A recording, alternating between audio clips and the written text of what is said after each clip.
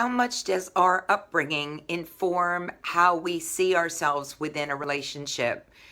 Both my mother and father worked throughout my entire life, and they're still very, very busy people, even though they're both retired.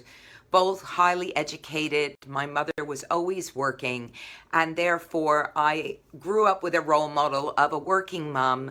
And as a result of that, I have always worked throughout, my adult life, been financially self-sufficient, run numerous businesses, and I don't expect a man to look after me in that financial way that it was the tradition for many people of our age growing up, where the man was the provider, financial provider, and the woman generally stayed at home and looked after kids. But we live in a very, very different society now. And as a result of that, when I look at my kids and how they treat women, it is mainly as equals. It is as equals because they're used to growing up with a working mom and seeing women working and just feeling about women that they have equal rights, equal opportunities, just in the way that they should.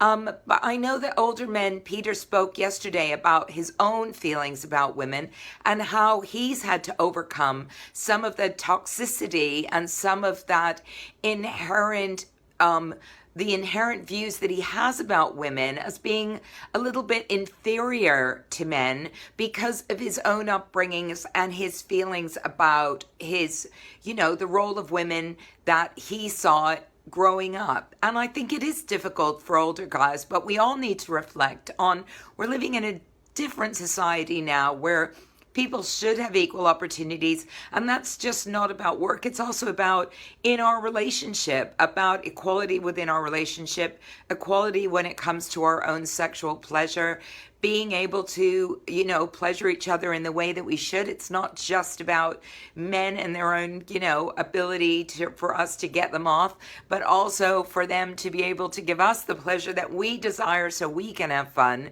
But, it's different now than it was growing up. And I just am putting it out there that we all should reflect, how did our upbringing inform how we view relationships? And what can we do now that society is different to